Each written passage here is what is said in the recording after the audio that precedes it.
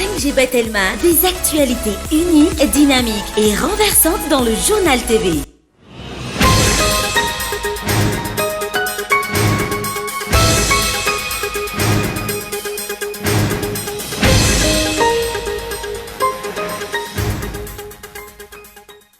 Zany taremarika ofisialy ny ariva teo fa medaly volamena misy 10 no azon'ny Madagasikara amin'ny lalaon'ny nosy andiany fa 12. Ny totaly 7 ny medaly azon'ny atleta malagasy izay mbola mitazona hatrany ny laharana voalohany. Miamitranga isan'andro ny toetra ny André Rajoelina efa nanomboka tamin'ny tetezameta izany mandraka ity androany ity. Vomaki aza mia injana arakaraka ny fanatona ny fifidianana. Ny toetsaina dia tsy inona fa nisy tsy fahazakana nisy fahasamihafankevitra, tsy fahazakana fanakianana. Amin'ny nisy teny tokana dia nisy tsy fananana toetsaina ademokratika, tsy demokraty. Mafana atrany ny fifandraisana eo amin'ny Frantsa sy Niger amin'izao. Nanomesy 7 ohatra ny masino frantsay ialana ao Niger ireo miaramila any antoerana. Ny andinindiny zay avy hatrany.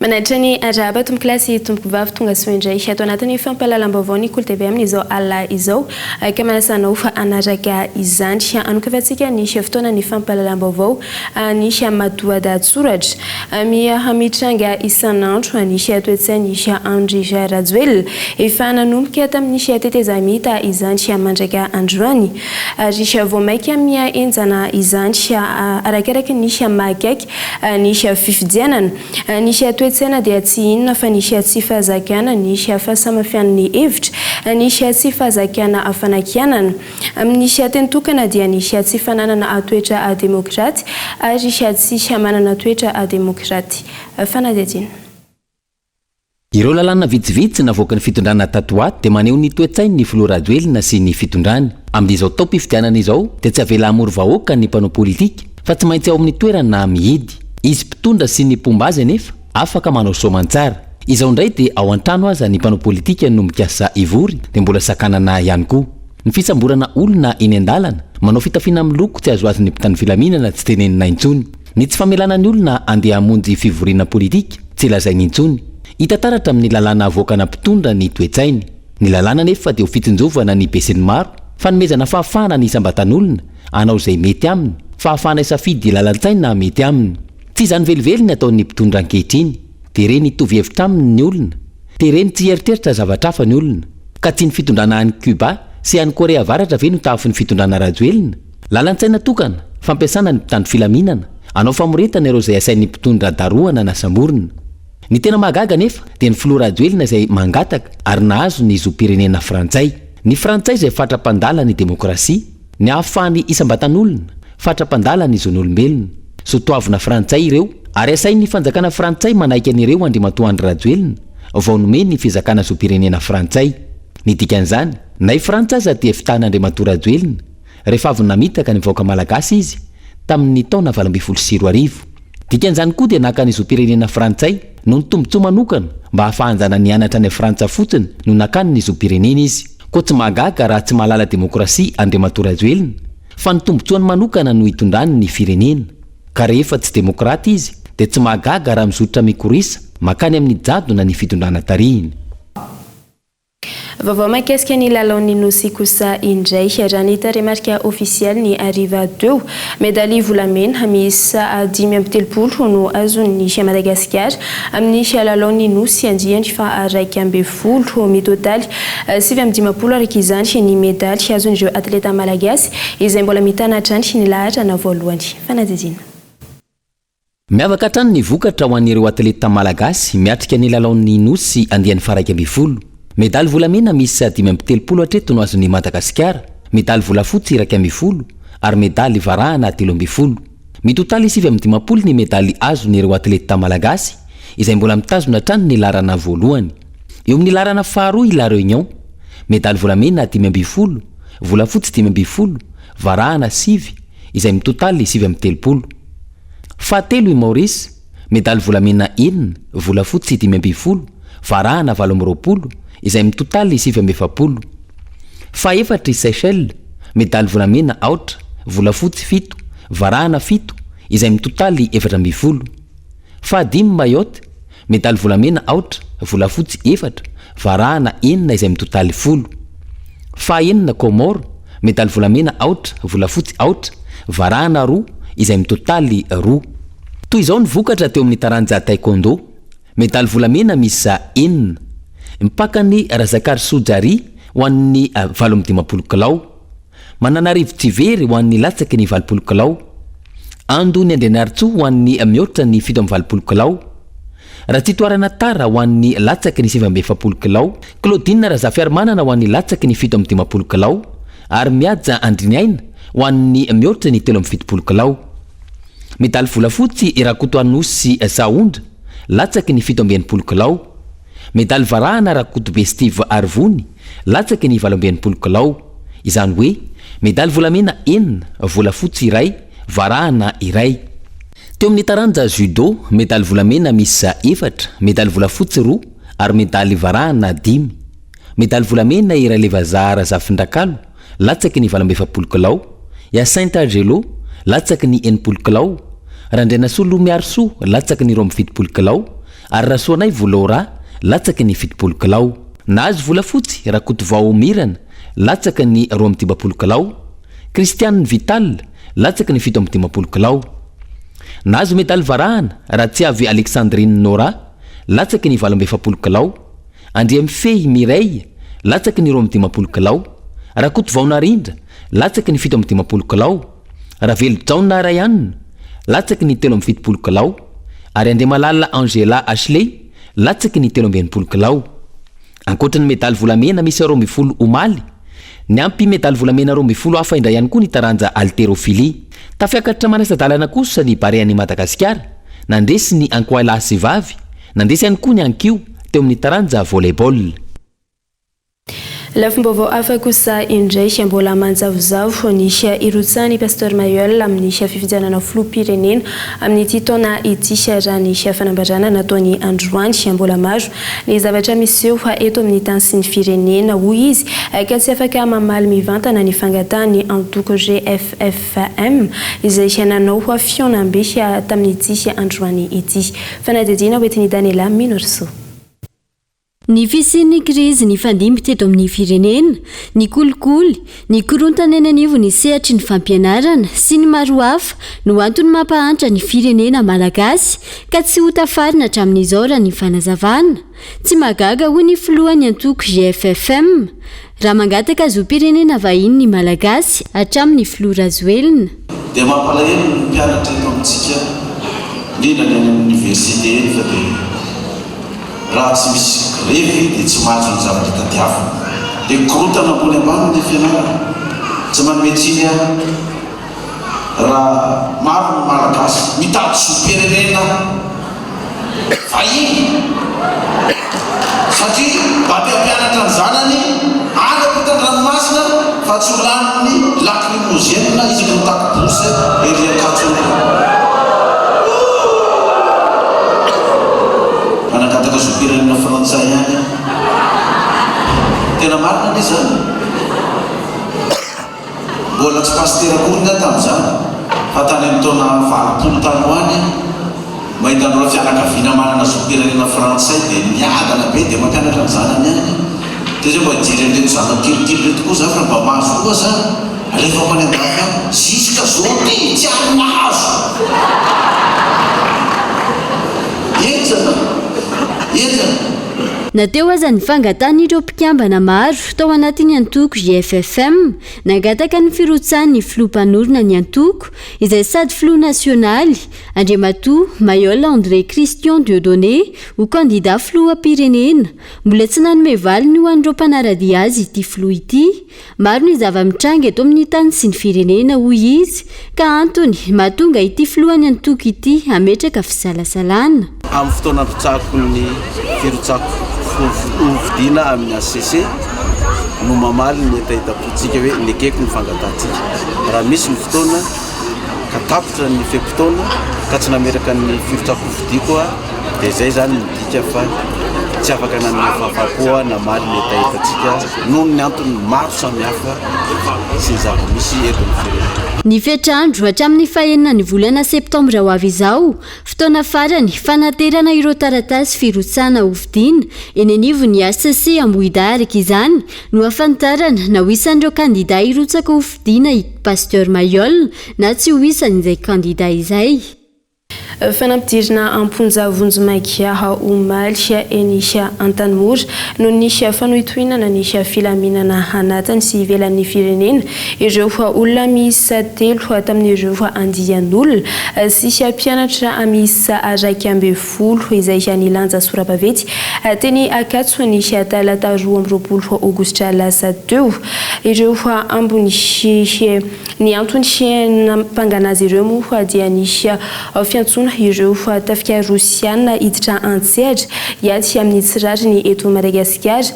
Ireo 7 ambony kosa dia nahazo fahafana saingy mbola eo ambany fanaramaso nisy fitsarana hatrany. Fanadihadiana.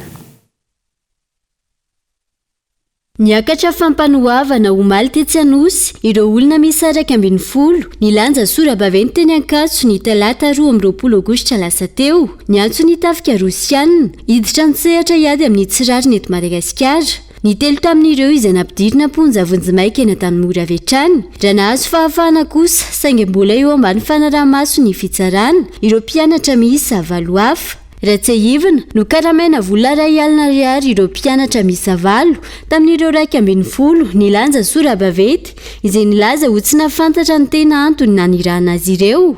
Nandray vola be avy amina mpanao politika mifandray amin'ny rosiana kosa ireo olona 3 hafa izay ahitana mpampianatra iray, mpanao gazety mpianatra iray ary mpianatra iray avy any Toamasina.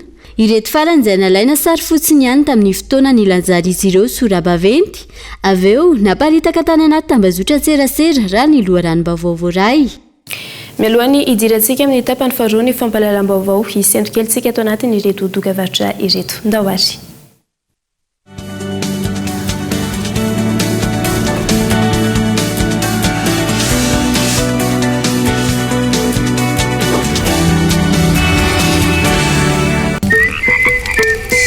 Maizina be izany Marco Boum. Mangina be izany Marco Boum. Resaka ataoko aminao monsieur le commissaire. Lobaty Resaka inona zay? Fa nga tena hoe tsisy mozika mihitsy ba ina?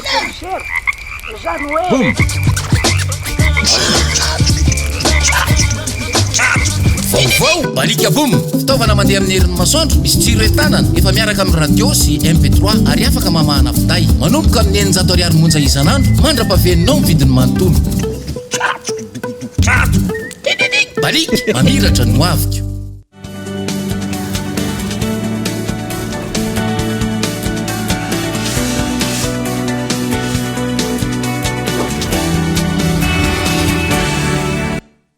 Tavaviany indray eto amin'ny fotoana ny fampahalalam-baovao isika tsy manaiky nisy ividianana nisy tetikasa PTASO nisy ividianana nisy atanin'izy ireo amin'ny vidiny nisy 700 ariary nisy mètre carré ireo mponina sasany ao amin'ny fokotany Miary distrikany Toliara faharoa ao amin'ny faritra Atsimo Andrefana.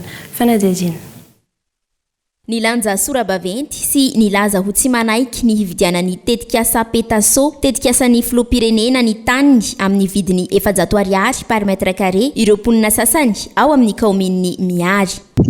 Mana fitarainana zahay président amin'ny anaranay vahoaka tsy mamily tany eto Miary satria ato zahay gedragedrainy ny sasany ary milaza ny sasany fa hoe fanjakana ro hangalaka ny taninay tika mangataka zahay filoham-pirenena tsy avilinay tany tika arovo zahay amin'izao problème mahazo anay zao mba hialany ty PTASO ty satria ty ro amelo managny vady aman-janakay zahay tompon-tany eto misy ny fahasalazanay izy io ary mbola misy koa ny tanàna hionenan'ny fara-mandimbinay fa tsy mahita tany hisy azy zahay ndre matoa hajaina filoham-pirenena mangataka rahay filoha republique lahy mba harovanao amin'ny raha ataony PTASO ho vili io. Ho vili 700 zao. Par mètre. ka tsy enkeninay zao raha tsy mamiliny anay fa zay mamiliny azy aviliny agny zao fagnanay tsy avilinay. Tany Panjakana ireo toerana mirefy 7 sy 900 hektara handrenana io tetika asa io ary mpanamainty molaly ireto poniny miary raha ny fanazavana. Nandritra ny fivoriana no tanterahin'ny ponina niaraka tamin'ny ben'ny tanàna sy ny solotenan'ny avy ao amin'ny Petaso tamin'ny 14 Jolay 2024 lasa teo raha ny loharanom-baovao voaray dia 7 ireo mpanamainty molaly efa nanaiky ary nanao sonia fa hanome ny taniny amin'ny vidiny 400 ariary par mètre carré. Raha ny fanazavana dia efa tsy voafaritra ho anisan'ny tany hanaovana fandrenana ny toerana misy ny fasana izay voalaza. Araka izany mifandriritra ny tady eo amin'ny samin'ny poniny miary amin'izao fotoana izao. Miandry ny fitondram-panjakana hatrany izy ireo handamina ity olana misy ity. Vaovao avy any amin'ny faritra izay atrany hijaliana ny fiara mampitohy ny Mahajanga sy Antananarivo eny amin'ny rofo coopérative amin'ny zotra nasionaly eo amin'ny tompo-piantsonana ao Mahajanga nanomboka ny alakamisy sy lasa teo tsy ampy ny fiara ary abetsaka ireo mpiala sasatra tokony ody efa tafakatra hatrany amin'ny 7 alina sy 8 alina ny sarandalana amin'izao fotoana raha ny fanadihadiana natao ho any maraina teo. Mahajanga no mitondra ny fanadihadiana amintsika. Tsy maharaka ny filan'ny mpanjifa ny tolotra amina fiara eo amin'ireo kooperativa mampitohy ny Mahajanga Antananarivo eny amin'ny tompo-piantsonana Aranta eto Mahajanga amin'izao vanim-potoana mamaraparana ny fotoam-pialatsasatra izao. Misy amin'ireo mpandeha efa 3 andro mivezivezy mitady toerana tsy mbola nahita.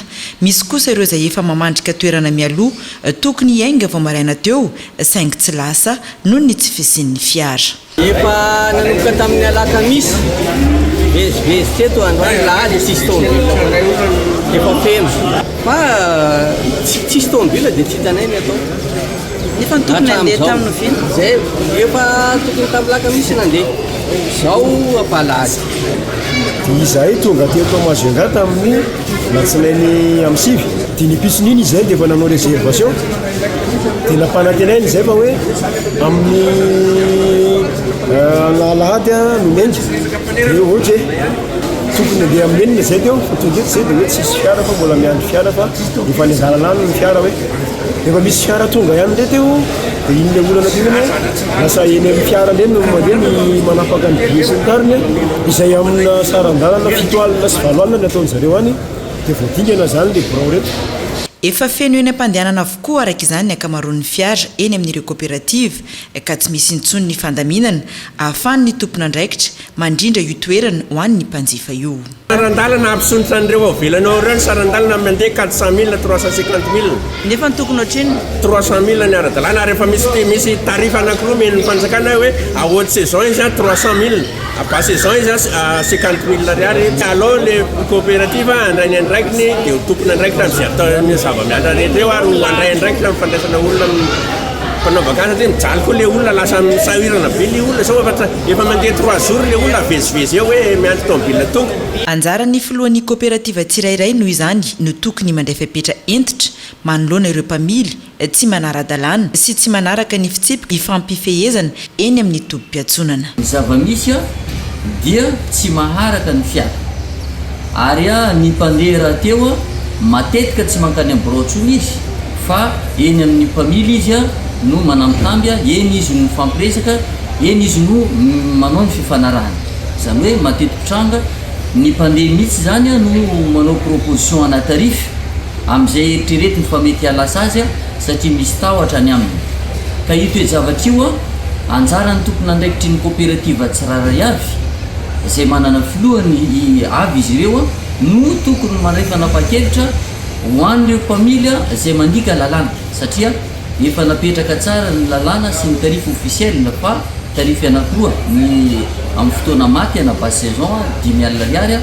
fa nakarina 9 alina kosa amin'ny haute saison zany hoe tokony mitapitra le izy amin'ny faha-telopolo ny volana août itsantsika zao. Eny amin'ny cotis transport efa feno hatramin'ny faharoan'ny volana septambra ny toerana ho an'ireo izay hiainga avy eto Mahajanga ho an'ny Antananarivo raha ho an'ny eto amin'ny tompo-piantsonana mijaly avokoa ny mpandeha tsy ampy ny fiara andro maromaro mihitsy vao mety ahita toerana raha misy.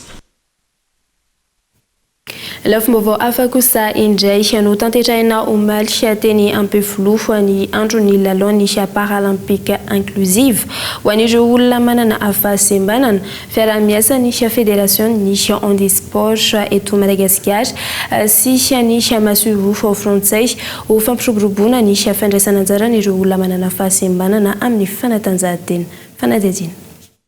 Manomboka mivoatra amin'izao fotoana ny toetra rà iainan'ireo olona manana fahasembanana eo amin'ny lafiny fanatanjahantena eto Madagasikara hoy ny filohan'ny Madagascar Paralympique Comité. Ireo olona manana fahasembanana izay manomboka milalao sy mitakosina miaraka amin'ireo personnes valides any anaty fanatanjahantena raha ny fanazavana. Antony nisy ilay lalao paralympique nanasana ireo nosy ravavy omaly tetsy Ampefilo. Mila aseho fantan'ny vahoaka fantan'ny sarababem-bahoaka zany fa ny olona manana fahasembanana dia afaka manatanteraka ny fanatanjahantena amina discipline maromaro.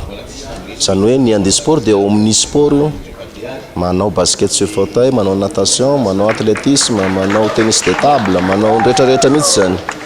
Dia izay zavatra zay mila aseho amin'ny alalana hetsika toy itony zany mba ho fantatra ary hita ny sarababem-bahoaka. Fa tsy hoe olona manana fahasembanana dia tsy afaka manatanteraka zavatra toy ny personne valide ka natao izao journée zao zany dia mba ampisehoana an'izay talenta anagnan'olona manana fahasembanana zay. Tsehivana misa efatra omaly ny kluba na saina nandritra ny andro ny lalao paralympique inclusive tetsy Ampefilo. Ireto farany izay samy naneho ny fahaiza-manao ny tany anaty fanatanjahantena avokoa niaraka tamin'ireo olona manana fahasembanana ara-moraly, ara-batana, ara-pahitana, ara-pandrenesana eto amintsika. Lalao paralympique izay fiara-miasan'ny fédération ny handisport eto Madagasikara sy ny ambassade de France. Eo amin'ny maresaka iraisam-pirenena kosa indray miamafy atrantry ny fifandraisana eo amin'ny Frantsa sy Niger amin'izao fotoana izao nanomy 27 ora ny masuvo frantsay ireo miaramila any an-toerana mba hialanty any Niger. Fanadihadiana eo amin'ny sariny France 24. Dingana iray vita ny an'ireo miaramila nigeriana amin'ny fanomezana 27 ora ny masuvo frantsay hiala ao Niger amin'izao mitoetrantry ny fifandonana eo amin'ny firenena rotonta manohy ny diany Mali sy Burkina Faso moa i Niger amin'izao fandroana ny masuvo frantsay izao misy ihany koa ny fihetsiketsehana izay ataon'ireo olona any an-toerana manoloana ny toby miaramila frantsay ary mitaky ny hialan'ireo miaramila frantsay any an-toerana moa izy ireo izay manome herinandro hialan'izy ireo. Raha tsy izany dia iroso amin'ny fanafiana ity toby ity izy ireo. Efa maro ireo fifanarahana aniarana tamin'ny frantsay izay tsy ampiarina intsony. Misy ihany koa ny fandaminana izay ataon'ireo tompon'andraikitra any an-toerana hitsinjovana ny toe-karena aty Afrika saingy tsy misy atrantry ny fifanakalozana miaraka amin'ireo miaramila nigeriana. Dia izay indray tomboko lasy tomboko vavy no azony natolotra taminao tamin'ity androany ity ankasitrahanay tena tokatrano tany nanaraka izany hatramin'ny farany. Veloma tompoko.